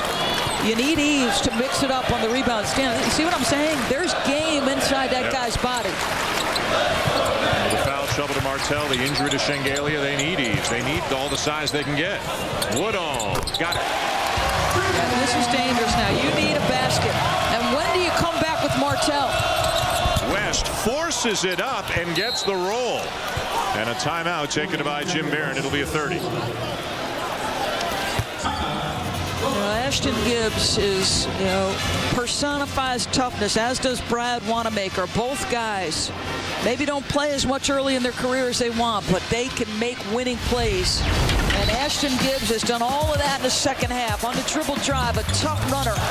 Doesn't have a great angle. This is the play Jay Billis diagrammed, that stagger double screen for him. They set it on one side of the floor, get it on the other. How smart. That mid-range just so solid. The ability to create his own shot. Sometimes Pittsburgh comes into a season as kind of the hunted, sometimes as the hunter. They've got so much back from last year, and they had a pretty good season last year. 25 games, second round of the NCAA. Is this the Pittsburgh team that finally gets over the hump and gets to the Final Four? I think one of the things I'm most fascinated to watch is Jamie Dixon manage a roster that's probably as deep as he ever has. I think yes. I think the answer is yes. Coaches know what they're doing. And I'll go back and say this. I believe in my heart that their vote as a top 5 team in the country is as much about the culture and identity of this program and how much respect people have for how hard they guard, how physically tough they are. They will test you. Brown lost it and then threw it out of bounds. Let's check in with Andy. Well, they were a layup away, as you know, from getting to that Final Four 2 seasons ago. Villanova beating them up in Boston. But Doris, I think you would agree with me on this one. The Big East this season, which lacks a dominant team, may contribute to why Pitt was also picked to win. Syracuse may have the most talent, but it's the fact that Pitt returns so much and that the Big East is so much in flux and there's a muddled middle that I think will help contribute to why Pitt could win this league and be a potential #1 seed. Well, and I think, Dan, you make a great point. The program has been one where, in college basketball, seniors and depth at the senior spot, Dan, is rare. And Pittsburgh just one of those programs who does it that way. Eves from the corner. Seemingly every year they're experienced. Woodall numbers again for Pittsburgh. And the follow by Zana. Zana having a very good night. That's 9 points now for the redshirt freshman, and he's already into double figures in rebounds.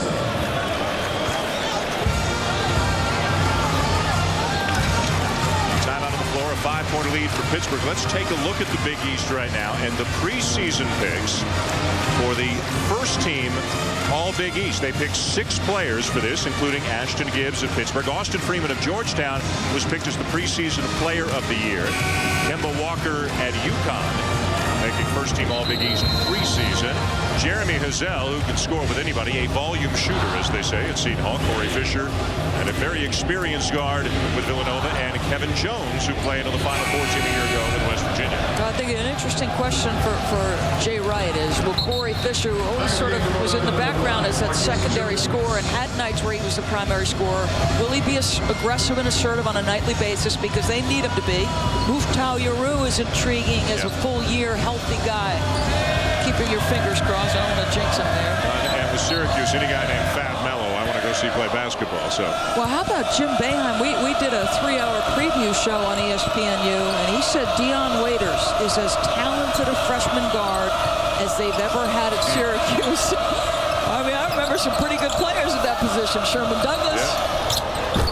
Milosevic, who got into foul trouble, which took him out of the game midway through the first half, knocks down another shot that is his third 3 of the game. And I don't think they've gone back to Martell yet, and I'm wondering if it's because the pace of this game is so high. Pittsburgh really pushing the basketball, pushing the tempo at every opportunity here. And Rhode Island giving up size at the front court spots right now, both positions. Woodall using the screen, looks for help. Wanamaker steps in and buries it. The lead is 4. Eves.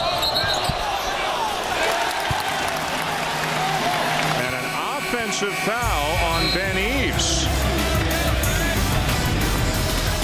Brad Wanamaker putting up big numbers tonight. 19 right now for the senior.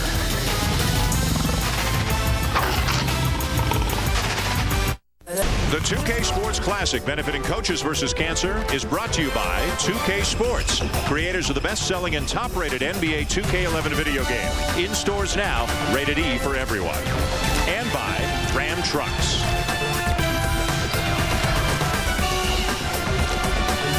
A very entertaining game here to kick off the college basketball season. Pittsburgh leading Rhode Island by 4, 7:41 to go in the second half. Tomorrow night, another special night here on ESPNU. It's the Donnemeyer Classic, a celebration of the life of legendary basketball coach Donnemeyer, who is the men's all divisions NCAA wins leader with a 923. Northern State, one of the schools he used to coach, will take on Belmont. The off-the-court stories we mentioned in the first half, Coach Meyer suffering multiple injuries in a serious car accident. During his recovery is when it was discovered he had cancer as well. Still coached from a wheelchair, but now has retired from coaching. But this will be, in addition to a competitive basketball game, a tribute to the life of a great college coach. Now, Buster Olney, a great writer for ESPN, has got a book out. Buster apparently knowing Coach Meyer for many, many years. Back to his first coaching stop many years ago. So looking forward to the book and the game tomorrow night here on ESPNU. More 2K Sports action coming your way Wednesday night here on ESPNU. We talked about that doubleheader. It's going to warm up in a hurry here on the college basketball front. You keep waiting for Pittsburgh's defense to dig in and hold them scoreless for like a 2 or 3 minute stretch. The one player they did lose from last year, their best perimeter defender, Jermaine Dixon. Nice rebound by McGee. Nice outlet pass as well. Wanamaker to Brown and a foul.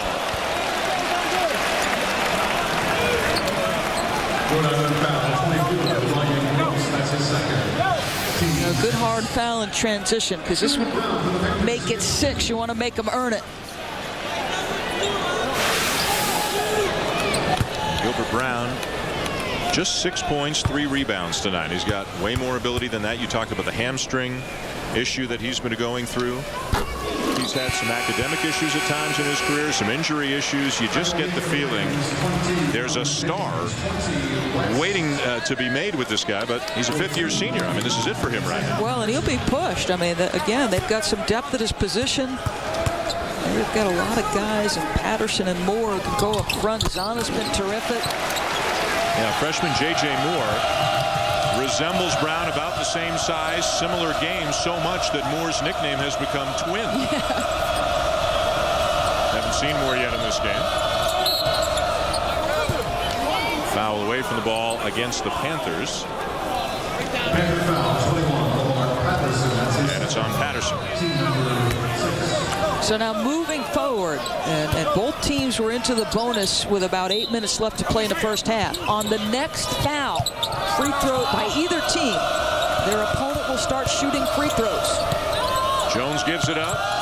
West gets it back. Rebound Brown. And Milosevic getting into it with Patterson.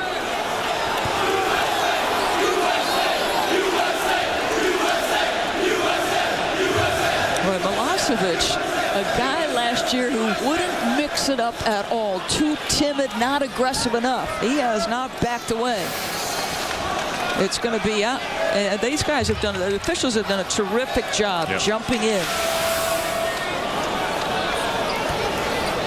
It looks like they're going to go over to the monitor, which they can do. Mike Eads over at the scorer's table. Oh, they've already made their decision. Yeah.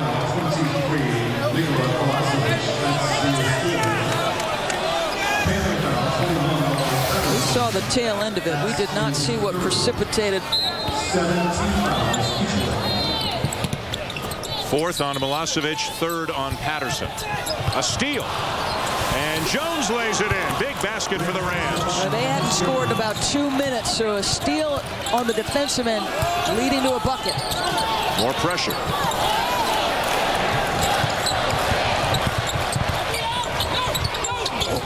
Wanamaker back to Patterson, and it's rejected. The Rams seem to have gotten a bit of a second wind here. Midway through the half, it looked like they might be running out of steam. But they've got their intensity back right now. Back in the game for Pitt, number 1, Trey Woodall. Woodall back into the game. For more on the Rams, again, here's Andy Katz. Well, there's a golden opportunity for these Rams in the Atlantic 10 because St. Louis was picked ahead of them. They were competitive last season for the title. Quamaine Mitchell and Willie Reed were both suspended. At least Reed is going to transfer to Kansas State. Mitchell might be back. Xavier's had multiple problems. Jamel McLean's got out with an eye fracture. Justin Martin is ineligible for the year. Gibbs with a three. And the best three-pointer for Xavier, Brad Redford, speaking of threes, is out with an ACL. So Rhode Island can move up and challenge Dayton, Richmond, and Temple. There are golden opportunities now for the Rams in the A-10. A three-bid league a year ago. The coaches, and coaches in all leagues feel this way, but the coaches say, hey, this league should be getting 4 or 5 leagues. 4 or 5 bids, rather. Brooks lays it in. And again, the tournament is slightly expanded this year from 65 up to 68 teams. So there will be a couple of extra spots for at-large teams. Well, he said they had to show out a top 5 opponent on the road. Wanamaker. Patterson. But that's going to be their downfall. I mean, how many times have we seen Pittsburgh dribble drive the length of the floor, get into the teeth of the paint, and make an easy opportunity for a teammate? Brad Wanamaker as good off the dribble as you'll find in making plays for other guys. West a little bit late in the help. No one on the backside in terms of the post, and some of that is inexperience. You see Milosevic come into the picture a little bit late. You got to find yourself defensively, Milosevic. Wanamaker continuing a monster night. 19 points, 8 assists for Brad Wanamaker. The playmaking comes from the wing for Pittsburgh. Gibbs is technically the starting point guard, but Wanamaker is the guy who leads this team in assists.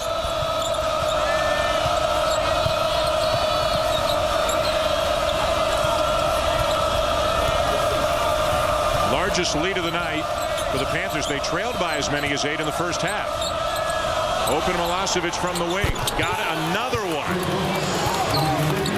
Milosevic with his 4th three of the game, 13 points, and Rhode Island as a team now 12 of 26, and a travel to call gives it back to Rhode Island.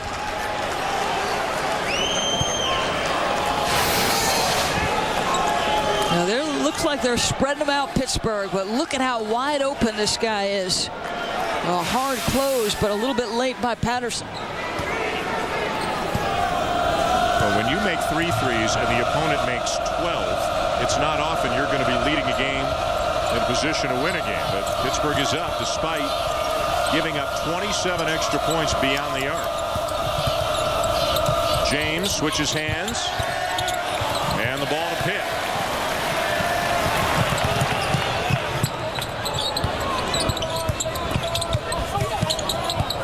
Wanamaker again. Patterson. And Jones with a strong weak side rebound.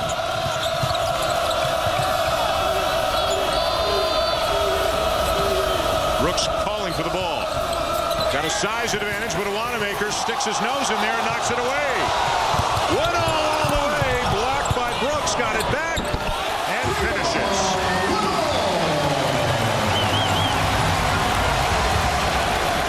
Delroy James looks spent.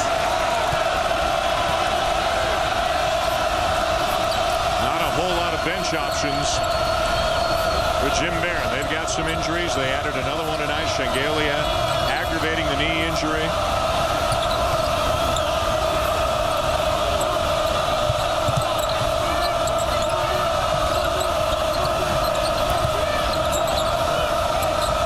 The cutter is Milosevic. The rebound to McGee. Under 3 minutes to go.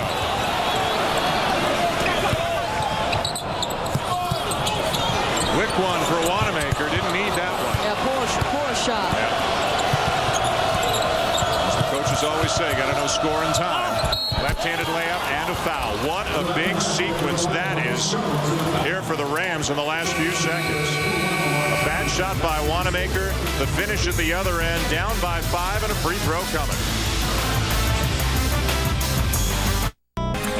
Jordan Hamilton never met a shot he didn't like. He's going to tip it off for Texas as they open up the season at home in Austin against Navy. That's coming up right here on ESPNU. Dan. Lowell, thank you. Back here in Pittsburgh, a 5-point lead for the Panthers. 2:41 to go. Join ESPN in support of our troops, wounded warriors, and their families. Donate $10 by texting USO to 27722 or go online to USO.org. With Doris Burke, Andy Katz, Dan Schulman, glad you're with us for the first of about 1,200 or so college basketball games on the ESPN family of networks. Number one has been a doozy between Rhode Island and Pittsburgh, and the Rams, they're still in this thing. Jones to the line, trying to make it a 3-point play and a 4-point game. If they come with pressure, they've got to do a good job initially, because too often after that initial pressure's broken, they're getting layups on the other end, Pittsburgh. Still Panthers ball. I'll tell you what, both coaches have plenty of film to teach their guys with.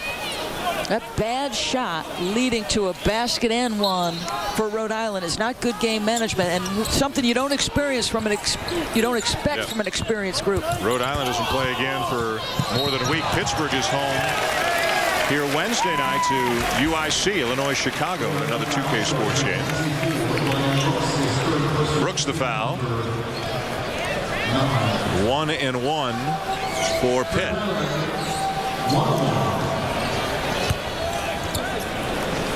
At the line, looking for his 20th point of the game, Brad Wanamaker. What a night. And the one criticism you could have of Brad Wanamaker a year ago was too many turnovers. 92 turnovers to 160 assists. Tonight, 8 assists, 2 turnovers. And 21 points. It's his time. He's a senior.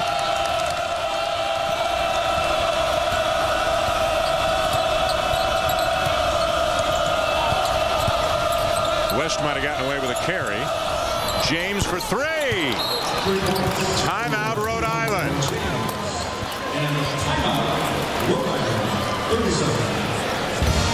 The 4th 3 of the night for Delroy James. He's got 16 points.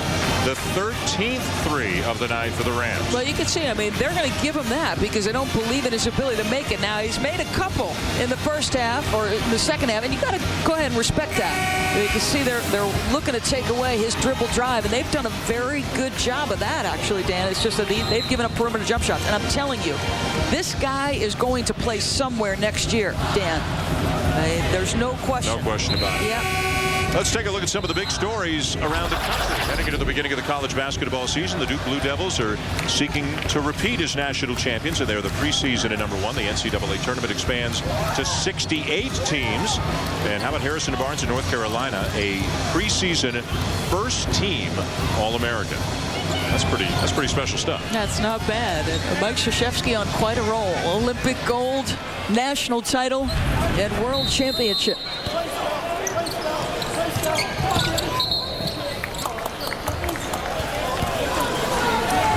You're just looking to execute off this pressure. Inbound the basketball quickly or cleanly, and then quickly release to your second guy, because that trap is likely coming, and you got to be ready to go. Here comes Woodall. Lost the handle, and fortunate that Pittsburgh retains possession. Now they can manage clock, and you got to believe it's going through Wanamaker. There he goes. Whoa. James with a huge swat. Still time. Gibbs. The crossover and the long two. 21 for Ashton Gibbs. James keeping them in the game with the long-range shooting. What a performance beyond the arc by the Rams. 14 out of 28.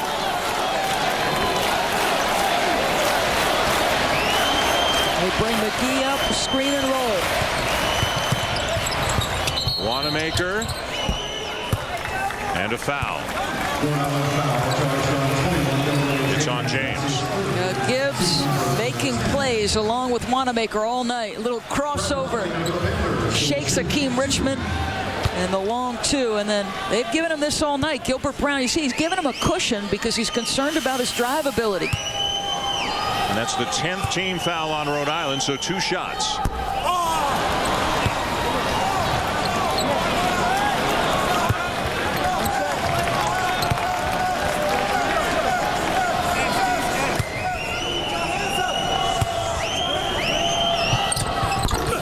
listen, if Rhode Island needs to foul, McGee is the guy, just 58% a year ago. So if this becomes possession basketball, you've got some options to foul if you're Rhode Island. Navy and Texas, the next game tonight here on ESPNU. Rhode Island with a couple of timeouts left. Pitt's got 3 as we near the final minute of regulation for the tie. And Pitt's got it. Richmond has hit 4 of them tonight, but not that time. And now Pitt will milk the clock a little bit. They'll go to Gibbs, but you got to believe they've run the screen and roll with McGee and Wanamaker 3 straight trips. Are they going to come back to that side? Yes.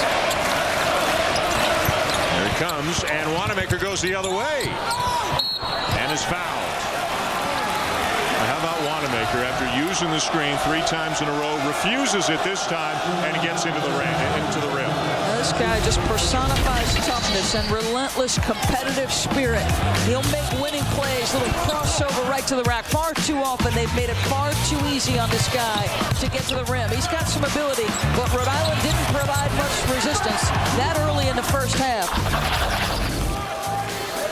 And the senior back to the line. The starting backcourt of Wanamaker and Gibbs. They have combined for 43 points. Not to mention 11+ assists in the last time out.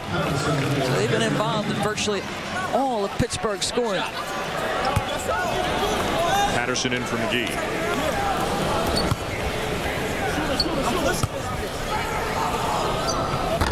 And the lead is 5. Wanamaker's just tied a career high with 24 points. And Jim Barron will use a 30-second timeout.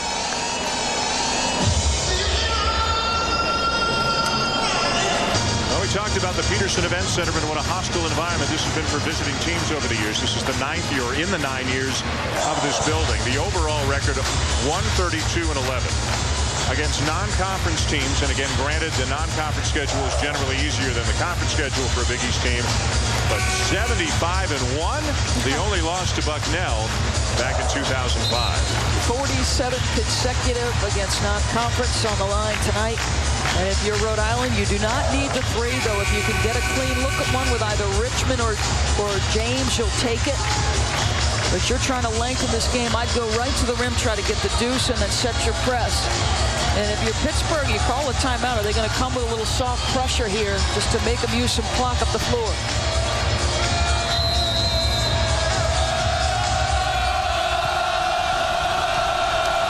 West pushing it. Jones for 3, in and out.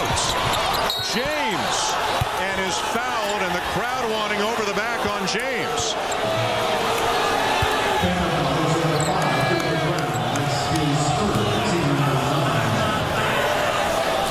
job by Rhode Island. They get up the floor in a hurry. The shot is taken quickly. You want multiple opportunities, and you can see why the Zoo was upset. But this was very good execution. You wanted to take as little time as you could. Again, set your pressure. Oh, you got a foul here. And they do. A big miss for James. Pitt with a 4-point lead. 2 free throws coming in 23 seconds to go. The foul is number 5, Marquise Jones is third. Gilbert Brown to go to the line for the Panthers.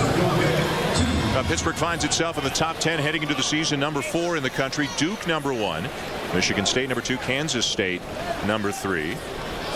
And even with the Hummel injury, Robbie Hummel out, Purdue is number 8. North Carolina trying to bounce back from a difficult season last year, number 9. Kentucky with almost a brand new team, number 10. You think Frank Martin has put to rest any questions about whether he should be the head coach at Kansas State? Well, we've seen 2 teams play hard tonight. These 2 teams always do. Yeah. You want to see a team play hard, you watch Kansas State. Yes, exactly right. The lead up to 6. You get Brooks out, you get another 3-point shooter on the floor in Milosevic.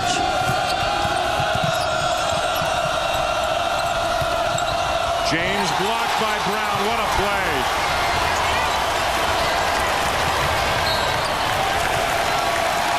And they can smell it now.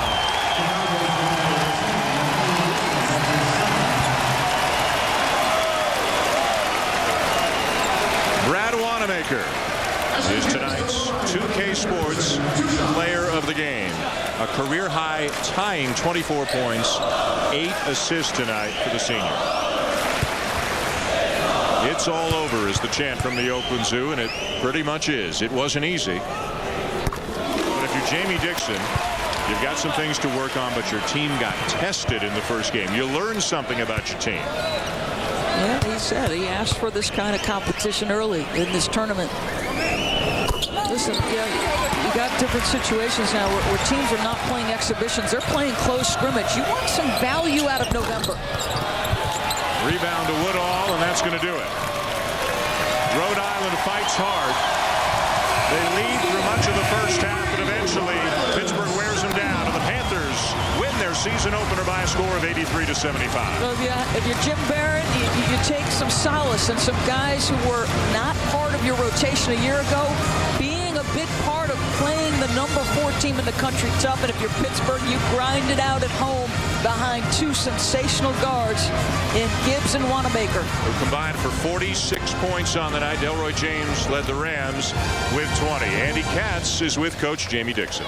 Well, Jamie, how would you assess the closing ability of Gilbert Brown, Brad Wanamaker, and Ashton Gibbs? Well, we did some good things. We made some mistakes too, and so I think we learned some things. So we know we got a long way to go, and whoever scheduled this game, I think it was you guys, ESPN, on November 8th. I'll have to remember that the next time I talk to you. But too good a team to be playing before the season even starts. That's why that way. Well, you say you learned some things. What'd you learn? No one else would have played them. That's what I heard. There's a reason why no one else wanted to play them on November 8th. But what'd you learn? Well, we just got to take care of the ball. We did some layup drills at halftime, so that helped us out, and we got those made at the second half. But, we got a long way to go. I mean, we weren't practicing. We had guys out. We got a lot of things to work on. But how much better is this, testing yourself, than a soft opening? Well, right now I feel pretty good, but we got a long way to go. So we got practice. We got to get ready for Illinois, Chicago. So we're going to get better, but we knew we had some things to work on. Thanks, Jamie. All right, thanks, Andy. Back to you, Dan. Andy, thank you very much. An 83-75 win for the Pitt Panthers here tonight. For Doris Burke, Andy Katz, and our entire ESPN crew, I'm Dan Schulman saying so long from the Peterson Event Center. It's Navy in Texas coming up next here on ESPNU. For more information, log on to ESPNU.com. The proceedings have been an exclusive presentation of ESPN, the worldwide leader in sports. Now, out to Austin.